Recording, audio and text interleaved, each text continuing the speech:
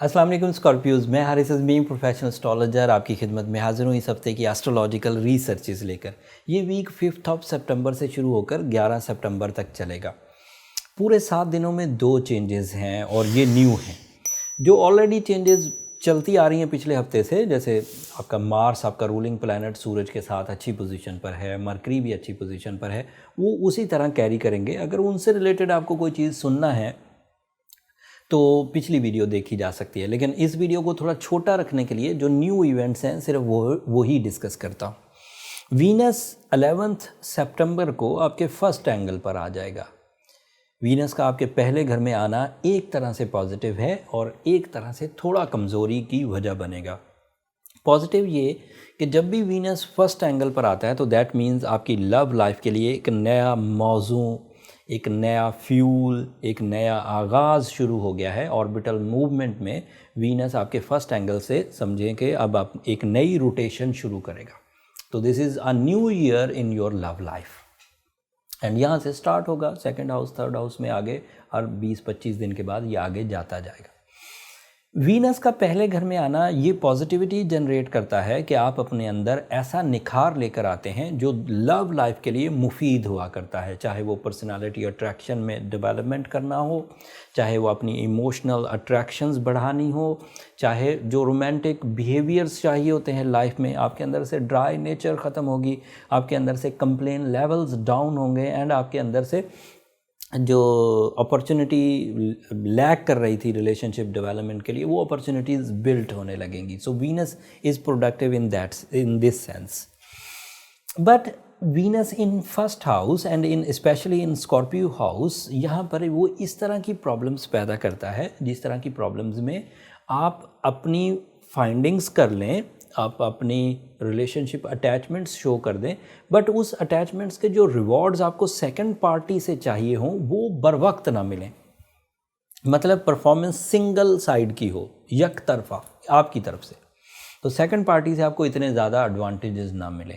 ये एक कमज़ोर हालत होती है। यक तरफा मोहब्बत या यक तरफा अटैचमेंट्स मैंने सुना भी है एंड एक्सपीरियंस भी है, पढ़ा भी है कि वो पेन देती है। आपके जज्बात कुछ और कह रहे होते हैं, सामने वाला उसको इतना अच्छा रिस्पॉन्ड नहीं करता तो उससे कुछ तकलीफ़ सामने आती। But this is era of genius abilities. अपने आप को किसी एक सेक्टर ऑफ लाइफ की वीकनेस की वजह से तबाह करना सरासर बेवकूफ़ी है।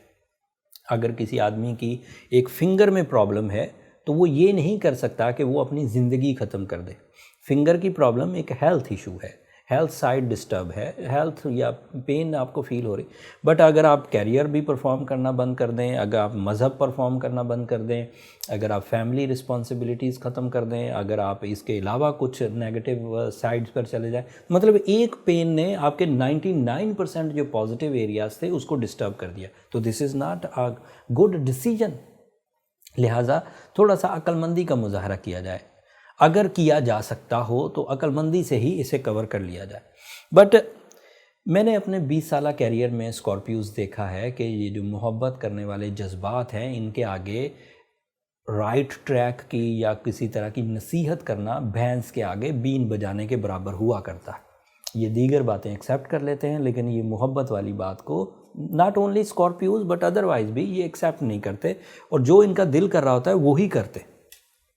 सो मैं बीइंग अ प्रोफेशनल जो एक्सपीरियंसेस किए एंड बाद में लोगों को जिन रिग्रेट्स में देखा, उनके बिहाफ पर मैं ये बातें, ये रूल्स, ये एक्सपीरियंसेस आपसे शेयर कर रहा हूँ। तो मशवरा तो यही है कि अक्लमंदी का मुजाहरा करें एंड चीज़ों को अगर उलझता हुआ देखें तो सिर्फ ये जहन में रखिए कि ये 20-25 दिन पर मबनी ख़राबियाँ हैं, उसके बाद चीज़ें सेटल हो जाएंगी।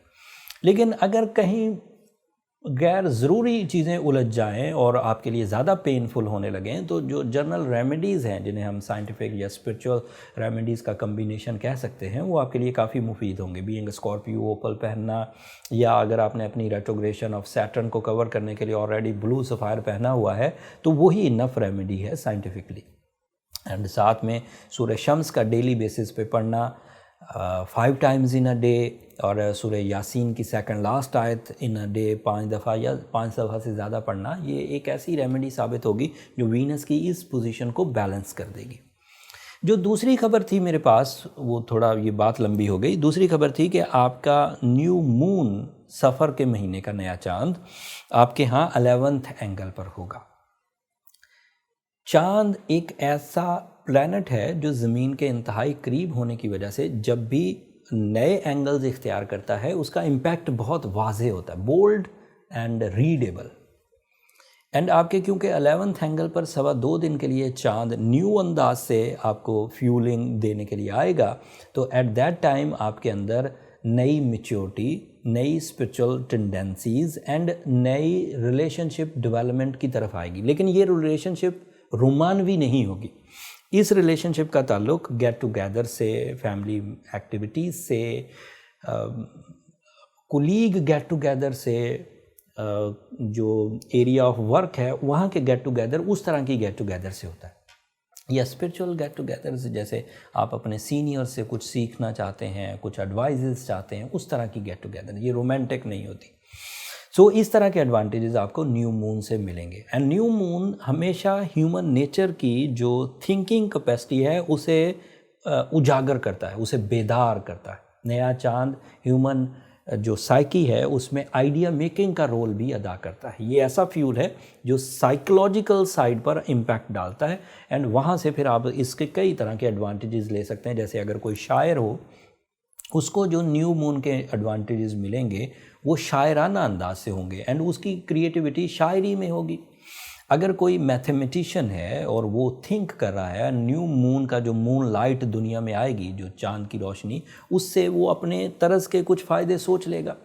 एंड इसी तरह अगर कोई ऐसा क्रिएटिव आदमी है, जो क्रिएटिव राइटर है, जो फिल्म राइटर है, या जो सोशल मीडिया पर कोई एक्टिविटी करते हैं, या कोई बंदा अपनी फैमिली की एक्टिविटीज़ के लिए, अपनी फैमिली की वेलफेयर के लिए कुछ क्रिएशंस करना चाहता है, तो ये न्यू मून हमेशा उसकी क्रिएशन में एक बूस्ट, एक पिंच डालेगा, जिसकी वजह से कामयाबियों के नए रास्ते खुल सकते हैं। अगर आप उस वक्त अलर्ट होंगे आफ्टर वाचिंग दिस वीडियो, तो आप उन 2.5 दिनों में, 2.25 दिनों में अपनी उस क्रिएटिव या नेचुरल क्रिएटिव सपोर्ट से आप नए आइडियाज़, नए प्लान्स की तरफ जा सकते हैं। That's all. जो पिछली चीज़ें सूरज से रिलेटेड चलती आ रही हैं वो उसी सूरत में हैं, जो मार्स से चलती आ रही हैं वो उसी सूरत में है, उसके लिए पिछली वीडियो देख लीजिएगा। अगर कोई स्कॉर्पियो अपनी जर्नल एफर्ट से और अपनी रेमेडीज से अपने आप को रिकवर कर लेता है एंड प्लेजेंटली परफॉर्म कर रहा है, सक्सेसफुली परफॉर्म कर रहा है, तो there is no need for any other activities या अदर रेमेडीज़। बट अगर कोई स्कॉर्पियो कंप्लेनिंग है, इरिटेटिंग है, लॉसेस में जा रहा है, इंसल्ट्स में जा रहा है, तो फिर उसे अपनी पर्सनल कैलकुलेशंस की तरफ जाना चाहिए। उसके लिए नंबर नीचे चलते रहते हैं, उन पर रब्ता करके आप अपनी पर्सनल कैलकुलेशंस की तरफ जा सकते हैं। बट वो फ्री फोरम नहीं है स्कॉर्पियोज, होपफुली आप अंडरस्टैंड करेंगे। अगले हफ्ते 15 सितंबर को मार्स, आपका रूलिंग प्लैनेट, एक नए एंगल पर चला जाएगा। हर 2 महीने बाद मार्स एक नए एंगल पर चला जाता है और वहाँ पर वो अपने जौहर दिखाता है, जो भी उसके ज़िम्मे हैं, ड्यूटियाँ। वो अगले हफ्ते बयान करूँगा कि वो जिस नए एंगल पर जाएगा वो आपके लिए किस तरह से मौजू होगा। लेकिन जिस एंगल पर भी मार्स नए एंगल को ज्वाइन करता है, नए हाउस को जाके ज्वाइन करता है, वो 2 साल बाद आता है उस पर। हर साल वो सिर्फ 6 एंगल्स को क्रॉस करता है, कभी कभी 7 और इस तरह कभी थोड़ा ज़्यादा एंगल्स को क्रॉस करता है। तो जो अगले साल, अगले हफ्ते की वीडियो है अगले एंगल की, वो आपके लिए इम्पॉर्टेंट बहुत है, क्योंकि वो आपके रूलिंग प्लैनेट से रिलेटेड है, तो उसे मिस मत करिएगा। मुझे तब तक के लिए इजाज़त दीजिए। अगर मेरी ये कोशिशें, मेरे ये एक्सपीरियंसेस, मेरी ये एस्ट्रोलॉजिकल इवेंट्स आपसे शेयर करना आपको अच्छा लगता हो, आपकी नॉलेज में इजाफा होता हो, या आप अपनी ज़िंदगी में इस टाइम बिहेवियर को समझकर कुछ राइट डिसीजंस लेते हों, या अपनी कुछ पेन्स एंड ट्रबल्स ख़त्म करने में कामयाब हो जाते हों, तो वो दुआओं में फिर हमें ज़रूर याद रखा करें। आपकी दुआएं, मैं हमेशा ही बरमला ये बात कहता हूँ कि मेरे लिए इस दुनिया का भी और आखिरत का सबसे कीमती सरमाया। चैनल को भी ज़रूर सब्सक्राइब कर लीजिएगा स्कॉर्पियोज। आपकी सब्सक्रिप्शन मेरी और मेरी टीम की हौसला अफजाई की वजह बनती है। अगले हफ्ते मज़ीद रिसर्चेस के साथ आपकी खिदमत में हाजिर होऊंगा। तब तक के लिए अल्लाह ने